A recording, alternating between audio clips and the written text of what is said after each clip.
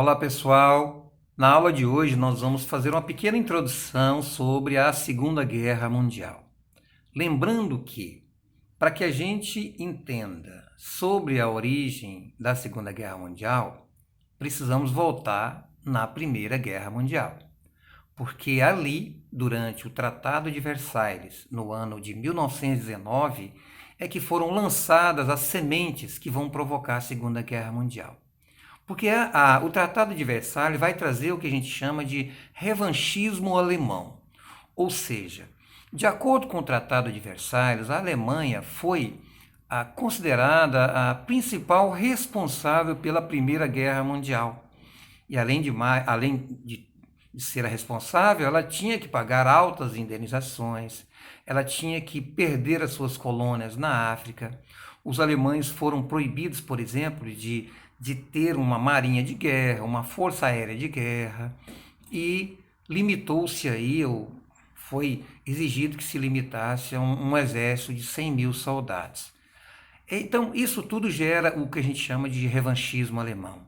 Além disso, com a criação da Tchecoslováquia, que também ocorre nesse período, da Tchecoslováquia e da Polônia, a Alemanha perdeu boa parte dos seus territórios, do seu território que tinha aí mais ou menos 3 milhões de habitantes. Então, esse sentimento de revanche vai encontrar, de revanche nos alemães, vão encontrar na figura de Adolf Hitler um líder para canalizar esse tipo de sentimento. Hitler, que já tinha inaugurado o governo nazista desde 1933, um governo autoritário, centralizando o poder do Estado nas suas mãos, adotando medidas racistas, medidas xenófobas, exclusão de certos grupos sociais, as minorias como estrangeiros, ciganos, homossexuais, negros e principalmente judeus. Então, o discurso do nazismo embasava-se num nacionalismo exagerado, extremado, e no pagermanismo. O que é o pagermanismo? É aquela ideia de que todos os povos de origens germânicas deveriam se unir e unir em nome de uma única nação, a grande Alemanha. Então, com isso, nós vamos perceber que esse sentimento de grande Alemanha vai ser estimulado também nos povos alemães, na grande massa alemã, que passa a apoiar essas políticas expansionistas, essas políticas de invasão de territórios. Então, para fortalecer esses projetos, a economia foi resolvida, a crise econômica, o poder do Estado, através de controle dos movimentos operários, porque quando a fábrica recebe investimento e que os setores produtivos se equilibram, tem menos desempregados graças às obras públicas. Então, o poderio industrial foi recuperado e a Alemanha, de certa forma, recuperou-se economicamente. Isso, junto com a propaganda, principalmente com a propaganda nazista, com aquele apoio da população, achando que realmente o Hitler era uma figura fora da média, através de jornais, através de panfletos, idolatrando essa figura carismática que ele era. Então, o povo alemão também participa desse processo de expansão que Adolf Hitler tinha como projeto inicial. Então nós temos aí alguns elementos para entender por que a Segunda Guerra inicia. E desde o período entre guerras, ou seja, o período que vai do final da Primeira Guerra até o início da Segunda, ali a crise de 29, nós vamos ver que nesse período diversos países começam a firmar acordos entre si. E isso já dava uma possibilidade de perceber que alianças novas estavam sendo formadas, Então, as grandes potências, em grande maioria delas, estavam aumentando a produção de armamento, aumentando a quantidade de alistamento de soldados, demonstrando que realmente estava se preparando para uma possível guerra. E aí nós temos alguns acordos importantes, como o que foi firmado entre Japão, Itália e Alemanha, que é o Pacto Anticomunista. O anticomunismo do eixo agradava, de certa forma, todos os governantes dos países capitalistas que temiam, de certa forma, a área de influência da União Soviética. Então, assim, esse pacto anticomunista vai trazer uma certa tranquilidade para os países capitalistas, como França, Inglaterra e Estados Unidos, porque achou que, de repente, o Hitler não ia exagerar nessa sua política de expansão.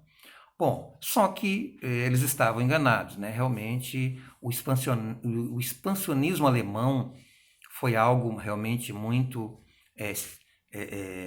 que ocorreu mesmo de fato. Então, o governo da Alemanha, seguindo esse princípio de pan-germanismo, considerando essa ideia do espaço vital, ele dá o primeiro passo do expansionismo, anexando a Áustria, transformando a Áustria numa província alemã no ano de 1938. Porque na Áustria havia uma grande massa de pessoas desempregadas e como a situação econômica era péssima, né? A ideia que se passava é que os povos alemães estavam prosperando e não houve nem resistência nessa expansão, em relação a essa expansão. Depois de anexar a Áustria, o governo alemão alegou que também tinha direitos sobre a região dos Sudetos. Sudetos é uma parte é uma região localizada dentro da Tchecoslováquia, um país que havia sido criado com o Tratado de Versalhes no fim da Primeira Guerra Mundial. Só que aí eles fizeram isso de forma mais oficial, mais documentada. Prepararam, né, uma conferência de Munique, na Alemanha, no ano de 1938, e nessa conferência lá estavam para assinar Adolf Hitler, da Alemanha, Benito Mussolini, da Itália, e os primeiros ministros da França e também da Inglaterra. Então, com essa assinatura da Conferência de Munique, a Alemanha vai ter, né, autorização para ocupar a região de Sudetos, apesar de ser uma região de minoria alemã. Em 1939, o ano já que inicia a Primeira Guerra, a Alemanha rompeu o acordo e ocupou o restante da Tchecoslováquia. Então, com isso, os europeus começaram a criticar essa política de apaziguamento adotada pelos franceses e ingleses, porque franceses e ingleses também até nesse momento não agiram, ficavam quietos. E aí, quando chega em agosto, né, do mesmo ano de 1939, ocorre uma reviravolta nesses acordos internacionais, quando representantes da Alemanha e da União Soviética assinaram um pacto germano-soviético, um acordo de não agressão mútua, ou seja, nem a Alemanha nem a União Soviética poderiam se agredirem. E aí, então, a França e a Inglaterra começou a olhar espantado com isso, porque se existiu uma ideia na Alemanha de anticomunismo, como que promove um tipo de acordo desse ao lado da União Soviética, que era a representação maior do comunismo na Europa? Então, diante disso, o clima já vai sendo construído para chegar no estupim. E no dia 1º de setembro de 1939, os alemães vão então invadir a Polônia para reaver a cidade de Danzig, que pertencia à Alemanha até o final da Primeira Guerra Mundial. Diante disso, então, no dia 3 de setembro de 1939, ou seja, 2 dias depois, França e Inglaterra vão declarar guerra à Alemanha, dando início à Segunda Guerra Mundial.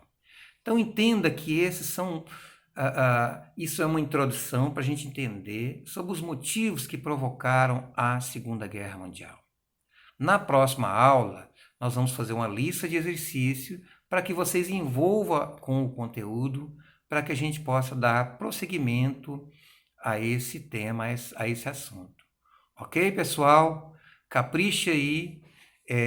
Quem não se inscreveu aí, se inscreva aí no nosso canal para que a gente consiga sempre levar materiais para a gente não perder esses conteúdos durante essa quarentena. Ok? Até a próxima, então. Obrigado pela atenção de todos.